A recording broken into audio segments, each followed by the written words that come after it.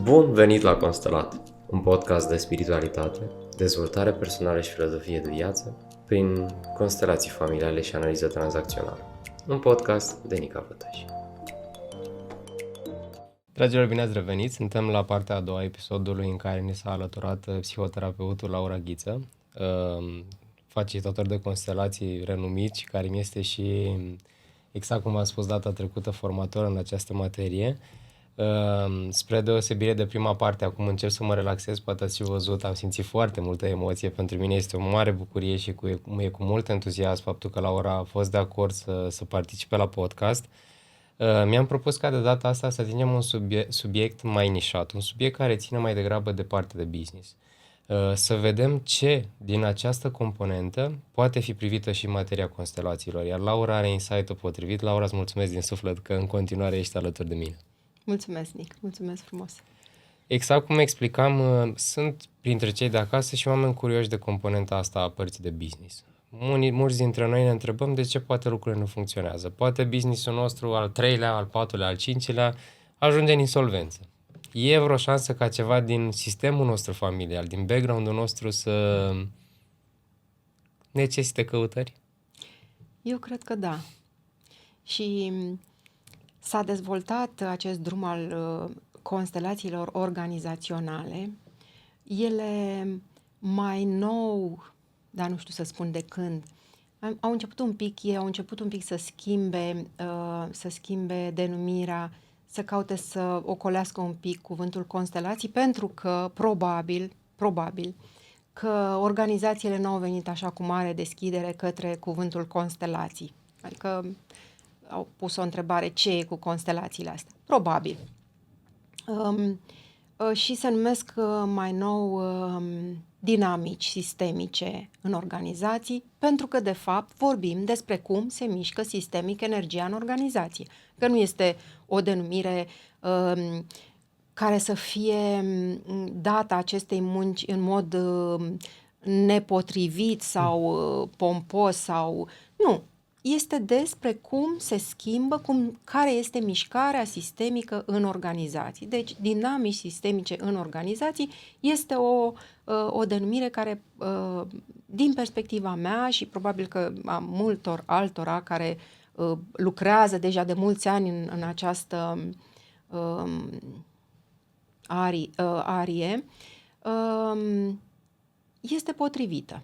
Da. Și înțeleasă și de minte că folosim dinamică. Da, este înțeleasă și de omul de business, omul care în organizație vrea lucrurile să fie clare, științific, organizate, planificate într-un anume fel, da? Și tu știi că acum și noi toți știm că noi toți am avut această tendință de a nega un pic zonele pe care nu sunt încă explicate din punct de vedere științific sau pe care mintea noastră încă nu le poate înțelege. Deși știința a explicat multe lucruri, iată, mă întorc din nou la fizica cuantică, care spune clar că noi suntem toți energie și informații în acest câmp care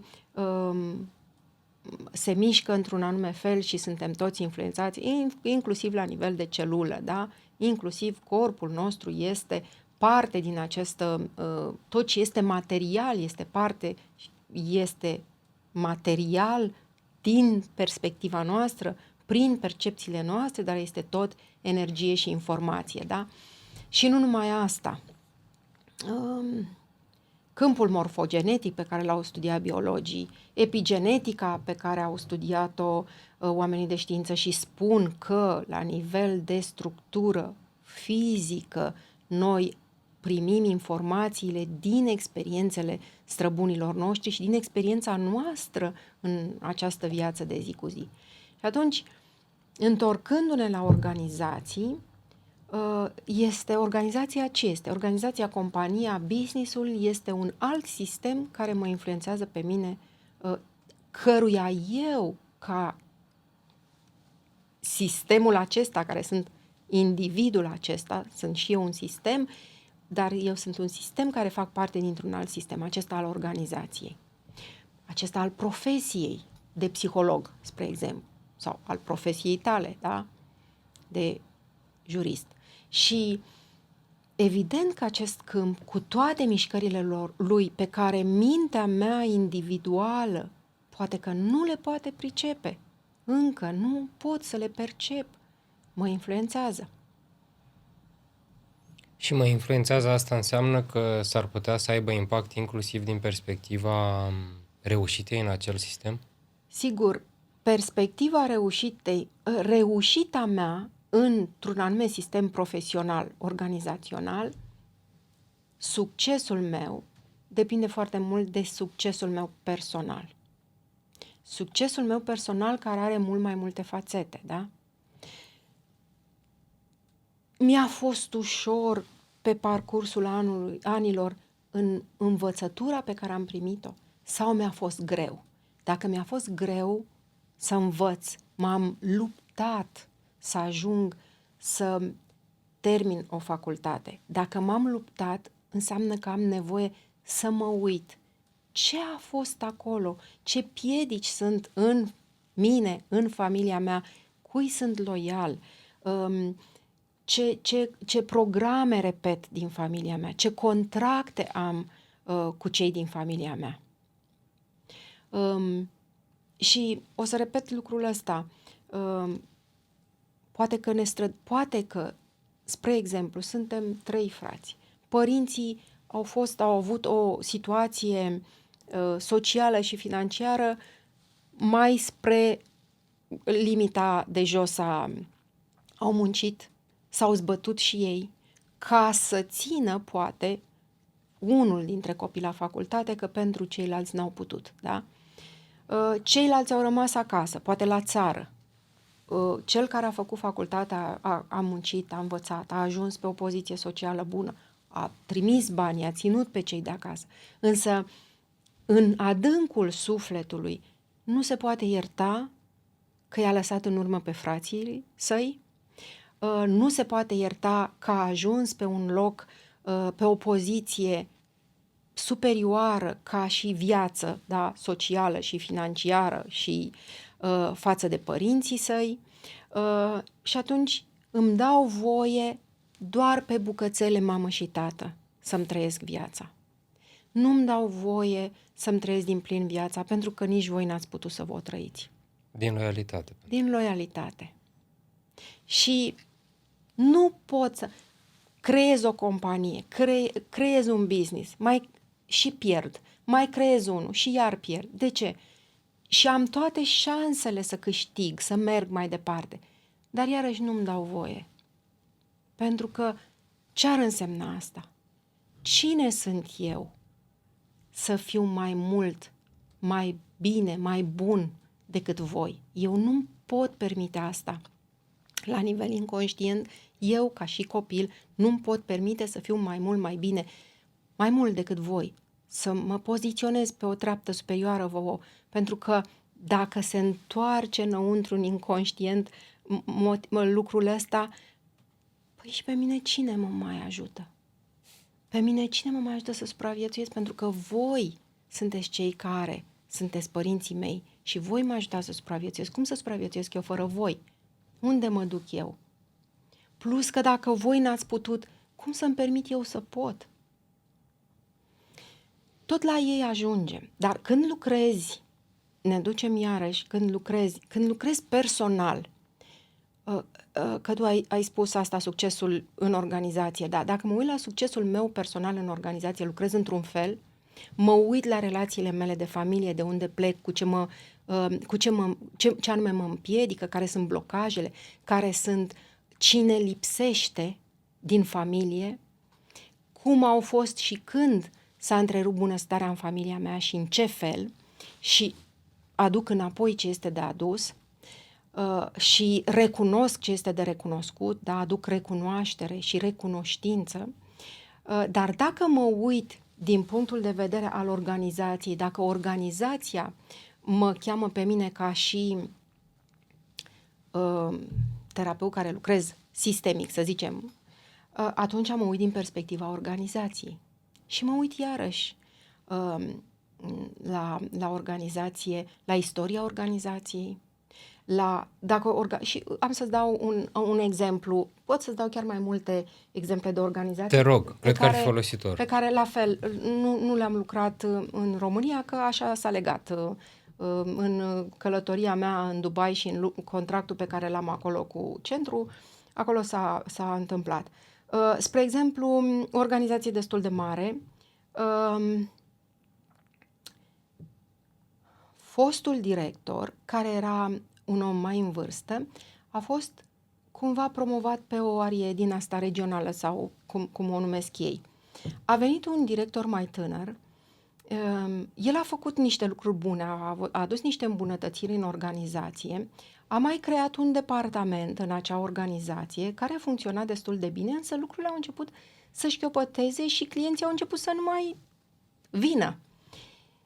Și atunci, în constelații, era foarte clar că departamentul de bază care crease, în jurul căruia, activitatea în jurul căreia se crease această companie, a fost cumva poziționată pe locul 2, neonorată, pentru că a venit acest departament care a luat foarte mult avânt și a fost susținut de noul director.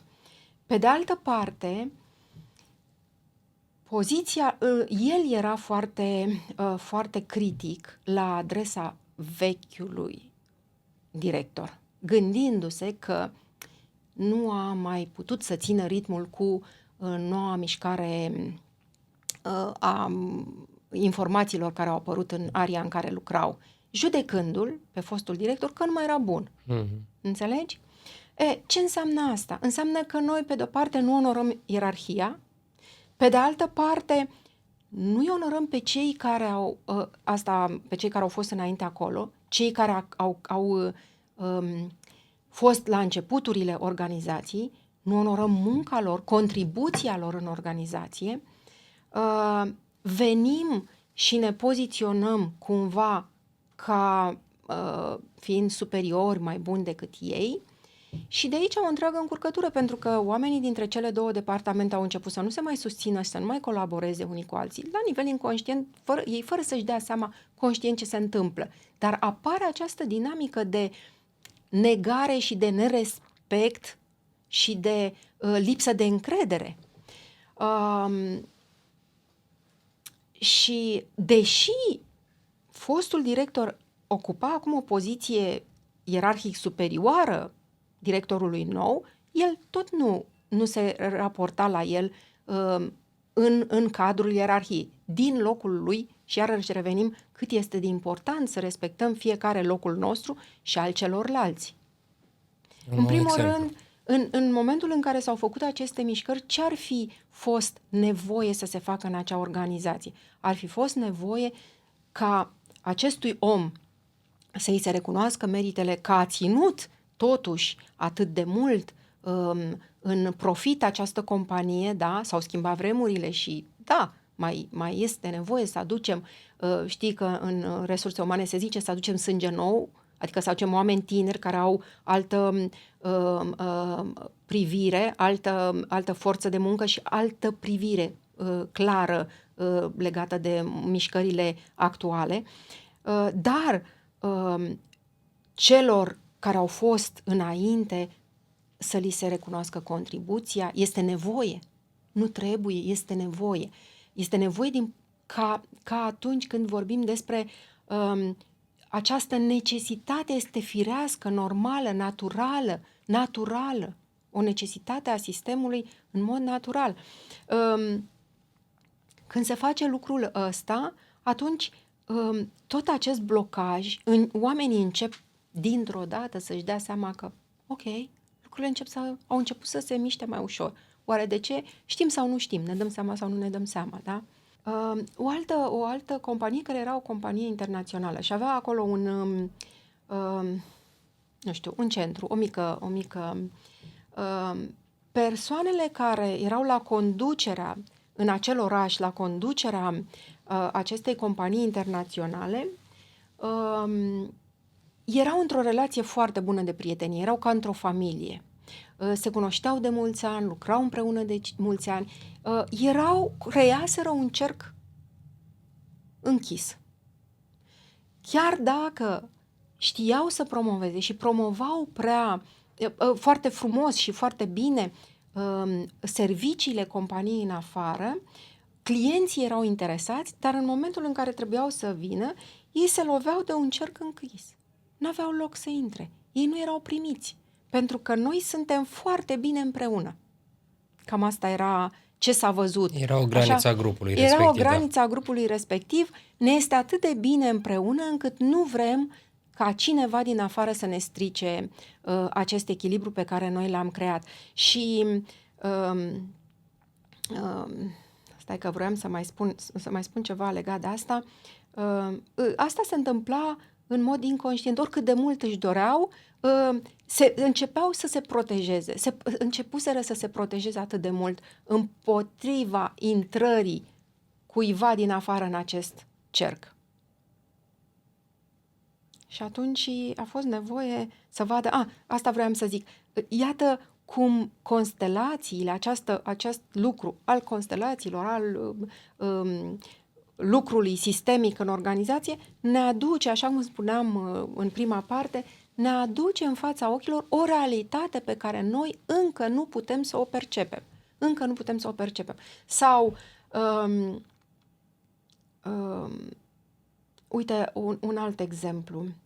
O companie care nu era o companie mare, și aici ne întoarcem iarăși la faptul că și la noi în țară sunt foarte multe mici business-uri de familie. Aici este o dinamică mult mai complexă, pentru că din start este vorba adică sunt angajații care sunt o mână de angajați, dacă business-ul e mic sau mai mulți, dar sunt membrii familiei care coordonează, conduc, creează, au funcții de responsabilități mai mari și funcții de conducere în business-ul de familie. Și aici este o dinamică mult mai puternică și e clar că aici este nevoie să-i spunem din start celui care conduce sau care are compania, tu aici ai de făcut treaba, aici e nevoie să te uiți, nu te uita la ce fac sau ce nu fac angajații tăi, pentru că ce fac sau ce nu fac angajații tăi pornește de la ce se întâmplă în tine, cu tine și în relațiile tale de familie, da? Și vorbesc de o constelație care la fel nu am făcut-o în România, care era un business pe care o persoană îl crease, îl avea și avea relații destul de bune cu directorii pe care îi avea, însă începuse să apară o disfuncționalitate în comunicare, o oarecare neîncredere între conducătorii pe care îi avea, oarecare separare de owner, de cel care deținea această companie, tocmai pentru că era o problemă de relaționare în familia sa. El era tot timpul preocupat de faptul că soția era îngrijorată de ce face el la serviciu. Și acum, poate că mintea unui om de business o să zică, plecați de aici cu poveștile voastre. Soția era geloasă pe munca lui, pe compania pe care el o crease. Ceea ce, dacă stăm strâmb și gândim drept, este un lucru care se întâmplă foarte mult. Toți avem emoții. Adică eu stau acasă cu copiii, fac numai asta și tu te duci acolo la compania ta și de dimineață până seară stai acolo și îți pui toată energia acolo și când vii seara acasă ești foarte obosit și nu mai ai timp de noi și atunci ce faci tu acolo? Despre ce e vorba acolo, știi? Și uite așa se vede, da? Și atunci când pur și simplu soția a văzut care e relația lui cu directorul nu știu care e relația cu ce se întâmplă în compania aceea, cum sunt oamenii, cum se mișcă lucrurile, a văzut în constelație, da? Dintr-o dată lucrurile s-au schimbat și în constelație reprezentanta a zis, cât e de simplu. S-a făcut lumină. S-a făcut lumină, cât e de simplu, da? Și acum, pentru cei care ne ascultă, sunt cazuri în care,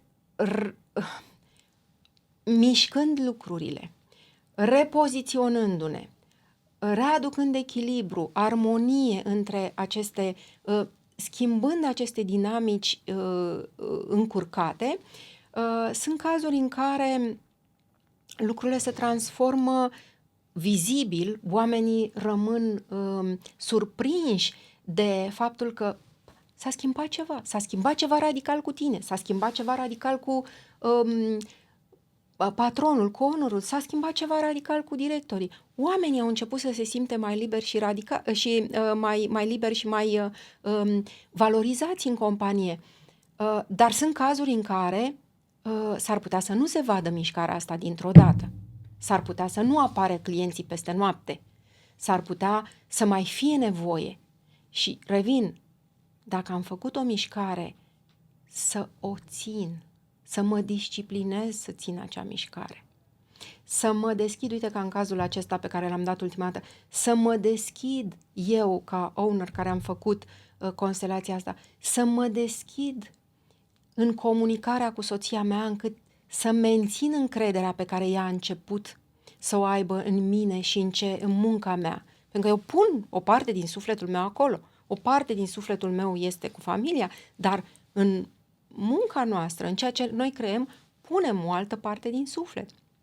Și să conștientizez asta și dacă devin partener cu cei din familia mea sau parteneră cu cei din familia mea,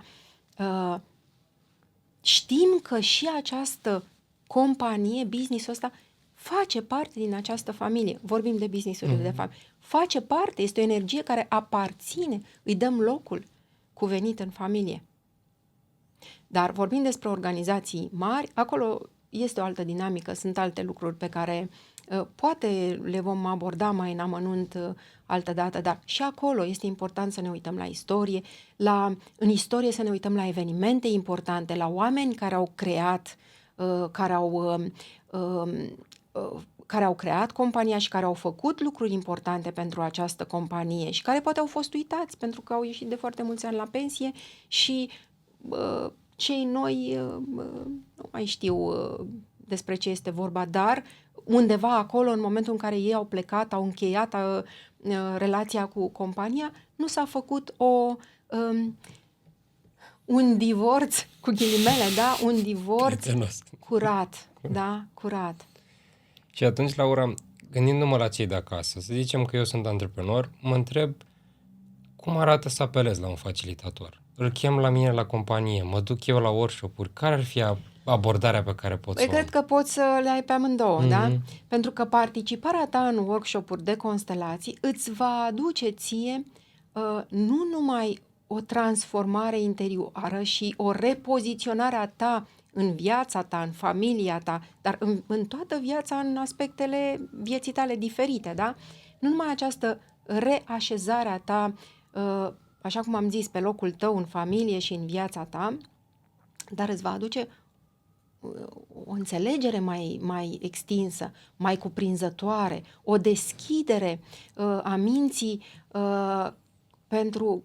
Mintea se va deschide să vadă aspecte, să înțeleagă aspecte pe care nici nu le-a luat în calcul până atunci, pentru că n-a știut de unde să le ia, că nu este de condamnat mintea noastră. Minții noastre, noi suntem datori să-i dăm informații. Da? Deschizându-se mintea, conștiința mea se extinde, capacitatea mea de a privi, de a vedea, de a cuprinde lumea asta se extinde. Și atunci, da, pot să aduc pe cineva și să se uite la dinamica din organizația mea, pot să fac o constelație organizațională individuală sau pot să fac o constelație organizațională într-un grup. Pot să o fac într-un grup în care participă oameni care n-au nicio treabă cu compania mea și pot să o fac de asemenea chiar în companie cu oameni care aparțin companiei. Însă atunci ca și facilitator al acestui lucru, ai nevoie să fii foarte atent, să te oprești la limita la care să intri în sistemul Companiei respective în sau familie. sistemul de familie al celui care deține această companie sau cel care conduce această companie. Pe vremuri, la început, când au început să lucreze constelații organizaționale, și să lucra individual, aveau o masă specială, o masă de sticlă, blatul de deasupra era de sticlă și de desubt mai era un blat. Deasupra se punea constelația cu figurinele acelea de care unii dintre voi poate nu știți, dar veți afla, figurinele acelea care se folosesc în constelații. Pe primul blat, pe blatul de deasupra se punea organizația și pe blatul de dedesubt, care se vedea că era blat de sticlă, da, acesta de sus, se punea constelația de familie. E foarte frumos. Wow. E foarte frumos. Dar asta o faci, ți-am spus, nu poți de față cu angajații să faci lucrurile astea, pentru că toți suntem oameni și după aceea începem să comentăm, să judecăm și nu ăsta este scopul nostru. Scopul nostru este să aducem acele mișcări, acele recunoașteri, reamintiri, să ne amintim de persoane, de evenimente, să integrăm ce nu a fost integrat, ce lipsește din organizație, ce pierderi au fost. Au fost pierderi ale organizației. Spre exemplu, să zicem că a fost un angajat care a fost foarte valoros pentru companie. Și pentru că el a avut nu știu ce divergențe cu nu știu cine din companie, a plecat sau a fost dat afară, pentru că s-au întâmplat și lucruri de-astea, da? Sau el pur și simplu și-a dat demisia. Și dându-și demisia, eu ca și companie, ca și angajator, ca și șef al persoanei respective, cumva m-am supărat, m-am înfuriat, a plecat în niște termeni nu tocmai amiabili, cumva energia acolo nu a fost clară, n-a fost limpede, nu a fost în termen de liniște și împăcare. Și el este o pierdere pentru organizație și organizația nu recunoaște asta. Pentru că, da, există această zicere, mai ales în unele organizații, sunt oameni pe toate drumurile, nimeni nu este de neînlocuit. Da, nimeni nu este de neînlocuit, dar toată experiența pe care un om a căpătat-o de-a lungul lucrului său în acea organizație, toată istoria organizației pe care el o știe sau istoria proceselor pe care el le-a desfășurat în organizație, n-au de unde să mi-o aducă 10 noi angajați, oricât ar fi ei de bine pregătiți și de dornici să facă treabă. Că ei nu au de unde să știe ce știa omul acela, experiența lui în organizație. Deci aici e nevoie să găsim echilibrul și să reașezăm lucrurile. Echilibrul pe care înțeleg că îl putem găsi printr-o constelație în unele situații. Foarte ușor. Uneori chiar foarte ușor. E legat de ușurința asta un mit care zice că doar constelațiile de grup ar putea să producă efecte. Așa stau lucrurile sau ne putem aștepta ca și la o constelație individuală să avem un insight important? Este un mit. Și constelațiile individuale ne pot ajuta foarte mult. Însă, dacă ne uităm la forța grupului, la susținerea grupului, la faptul că, indiferent că vorbim de constelații de familie sau de constelații organizaționale, în spate sunt mult mai multe forțe care ne pot ajuta pe noi și ne pot direcționa, ne pot arăta care sunt pașii pe care putem să-i facem, este de recomandat grupul. Și sunt facilitatori de constelații vechi care unii dintre ei nu lucrează individual. Și uite, am fost anul trecut la Stefan Hausner și unul din oamenii noi n-am fost foarte mulți acolo pentru că, uite, și asta este foarte important de menționat. Constelatorii vechi care ar putea să aibă, așa cum a avut Bert Hellinger. Deci, mulți am auzit de o smerenie extraordinară spunând, eu nu sunt Bert Hellinger. Și ei țin grupurile așa în jur de 50 de oameni. Și deci eram, să zicem, în jur de 50 de oameni, nu știu să spun exact, anul trecut la Stefan Hausen și evident în câteva zile de constelații, nu toți 50 de oameni, cei 50 de oameni au avut șansa să lucreze personal sau să lucreze în reprezentare. Și atunci cineva a întrebat cum putem să te găsim pentru o constelație, cum te-aș putea găsi pentru o constelație individuală, el fiind specific pe boli. Și el a spus, nu mă poți găsi pentru o constelație individuală, pentru că dacă cumva vreodată vei putea să mă convingi că o constelație individuală are mai multă putere, mai multă forță, aduce mai mult decât un grup, poate că, dar nu cred că se va întâmpla asta. Deci, revenim, avem mișcări în constelația individuală și eu am lucrat foarte mult individual, acum deja nu mai pot efectiv nu mai am timp să mai fac lucrul ăsta, însă nu pot să spun că nu am avut rezultate foarte bune și individual, dar se vede o diferență. E exact ca la grupurile de terapie, clar, grupul susține, acolo e altă energie care se percepe. Exact. Da. Laura, cred că mesajul a ajuns. Vreau să-ți mulțumesc din suflet că ai fost alături. Pentru mine e o mare onoare să am ocazia să te am ca invitat. Îți mulțumesc din suflet că ai fost aici și că în viața ta de zi cu zi, că eu știu că faci asta, te pui în slujba vieții. Mulțumesc mult, Nic. Mulțumesc foarte mult și mulțumesc celor care ne ascultă. Dragilor, exact cum v-am obișnuit, vă urez să aveți o săptămână ușoară și vă întreb și vă instig să scrieți în comentarii cu ce din ce a spus invitatul de astăzi v-ați considerat. Sunt aproape gata să pariez că fie acum, fie pe durata podcastului, cineva drag ți-a revenit în minte. Ia-ți câteva secunde, dă-i mai departe acest video și spune-i în felul tău că-ți pasă.